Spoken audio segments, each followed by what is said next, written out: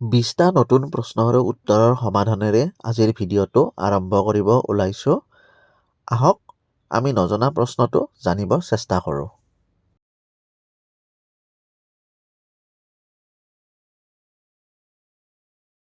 আমাৰ আজিৰ 1 নম্বৰ প্ৰশ্নটো হৈছে অসম শব্দটোৰ অৰ্থ কি? ইয়াৰ শুদ্ধ উত্তৰটো হৈছে অতুলনীয়। অসম শব্দটোৰ অৰ্থ হৈছে অতুলনীয়। 2 নম্বৰ প্ৰশ্নটো হৈছে অসমৰ কোনখন জিলাত পুৰুষ মহিলাৰ অনুপাতৰ হাৰ সৰ্বাধিক? ইয়াৰ শুদ্ধ উত্তৰটো হৈছে গোৱালপাৰা। গোৱালপাৰা জিলাত অসমৰ পুৰুষ মহিলাৰ অনুপাতৰ হাৰ সৰ্বাধিক। 3 নম্বৰ প্ৰশ্নটো হৈছে একেবাৰে সহজ প্ৰশ্ন উত্তৰ অসমৰ জাতীয় প্ৰতীক কি? সকলোৱে জানে এশিঙীয়া গড়। হ'লেও প্ৰশ্নটো দি দিলোঁ অসমৰ জাতীয় প্ৰতীক হৈছে এশিঙীয়া গড়। 4 নম্বৰ প্ৰশ্নটো হৈছে অসমৰ মুঠ মাটিকালি কিমান?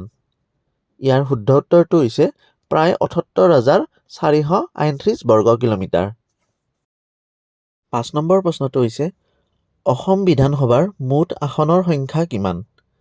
ইয়াৰ শুদ্ধ উত্তৰটো হৈছে 126খন। সকলোৱে জানে অসম বিধানসভাৰ মুঠ আসনৰ সংখ্যা 126খন। 6 নম্বৰ প্ৰশ্নটো হৈছে লোকসভাত অসমৰ সদস্য সংখ্যা কিমান? ইয়াৰ শুদ্ধ উত্তৰটো হৈছে 14 জন। লোকসভাত অসমৰ সদস্যৰ সংখ্যা 14 জন। 7 নম্বৰ প্ৰশ্নটো হৈছে অসমৰ কোনখন একমাত্ৰ পাহাৰীয়া চহৰ? ইয়াৰ শুদ্ধ উত্তৰটো হৈছে হাফলং। একেবাৰে সহজ প্ৰশ্ন উত্তৰ। ইয়াৰ শুদ্ধ উত্তৰ হাফলং। 8 নম্বৰ প্ৰশ্নটো হৈছে নগাঁৱৰ পুৰণি নাম কি? ইয়াৰ শুদ্ধ উত্তৰটো হৈছে খাগৰিজান। নগাঁৱৰ পুৰণি নাম হৈছে খাগৰিজান। 9 নম্বৰ প্ৰশ্নটো হৈছে অসম ৰাজ্যিক সংগ্ৰহালয় ক'ত অৱস্থিত? ইয়াৰ শুদ্ধ উত্তৰটো হৈছে গুৱাহাটীত। অসম ৰাজ্যিক সংগ্ৰহালয় গুৱাহাটীত অৱস্থিত। 10 নম্বৰ প্ৰশ্নটো হৈছে ভস্মাচল পাহাৰত কি মন্দিৰ অৱস্থিত? ইয়াৰ শুদ্ধ উত্তৰটো হৈছে উমানন্দ। উমানন্দ মন্দিৰ ভস্মাচল পাহাৰত অৱস্থিত।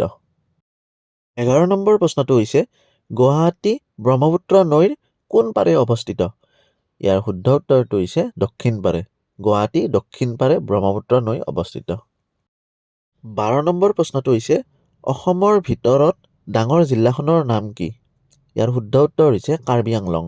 অসমৰ ভিতৰত কাৰ্বি আংলং জিলাখন হৈছে ডাঙৰ জিলা।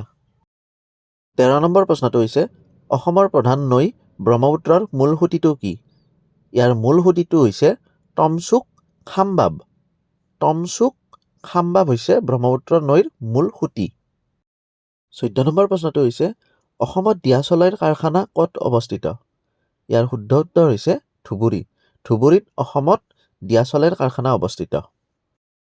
15 নম্বৰ প্ৰশ্নটো হৈছে আমাৰ আটাইতকৈ সহজ প্ৰশ্ন উত্তৰ অসমৰ জাতীয় উৎসৱ কি? সকলোৱে জানে অসমৰ জাতীয় উৎসৱ হৈছে বিহু। তথাপিও প্ৰশ্নটো সোমাই দিলোঁ মাজত। অসমৰ জাতীয় উৎসৱ হৈছে বিহু। 16 নম্বৰ প্ৰশ্নটো হৈছে বহাগ বিহুৱে কিহৰ আগমনৰ সূচনা কৰে? ইয়াৰ শুদ্ধ উত্তৰ হৈছে অসমীয়া নৱবৰ্ষ। অসমীয়া নৱবৰ্ষ বহাগ বিহুৱে ইয়াৰ আগমনৰ সূচনা কৰে। 17 নম্বৰ প্ৰশ্নটো হৈছে অসমীয়া মহিলাসকলৰ প্ৰধান সাজ পোছাক কি? অসমীয়া মহিলাসকলৰ প্ৰধান সাজ পোছাক হৈছে মেখেলা চাদৰ। 18 নম্বৰ প্ৰশ্নটো হৈছে শংকৰদেৱে প্ৰচাৰ কৰা ধৰ্মটোৰ নাম কি? শংকৰদেৱে প্ৰচাৰ কৰা ধৰ্মটোৰ নাম হৈছে একশৰণ বৈষ্ণৱ ধৰ্ম। 19 নম্বৰ প্ৰশ্নটো হৈছে বৈষ্ণৱ ধৰ্মৰ মুখ্য অনুষ্ঠানসমূহ কি কি? ইয়াৰ শুদ্ধ উত্তৰ হৈছে সত্ৰ আৰু নামঘৰ। সত্ৰ আৰু নামঘৰ বৈষ্ণৱ ধৰ্মৰ মুখ্য অনুষ্ঠানসমূহ। 20 নম্বৰ অৰ্থাৎ আজি আমাৰ শেষৰটো প্ৰশ্ন উত্তৰ অসমৰ সত্ৰসমূহৰ প্ৰতিষ্ঠাপক কোন? সকলোৱে জানে একেবাৰে সহজ প্ৰশ্ন উত্তৰ এইটো। অসমৰ সত্ৰসমূহৰ প্ৰতিষ্ঠাপক হৈছে মহাপুৰুষ শ্ৰীমন্ত শংকৰদেৱ। ধন্যবাদ সকলোকে। আপোনালোকক 20টা প্ৰশ্ন লগতে উত্তৰৰ সমাধান দিবলৈ চেষ্টা কৰিছোঁ।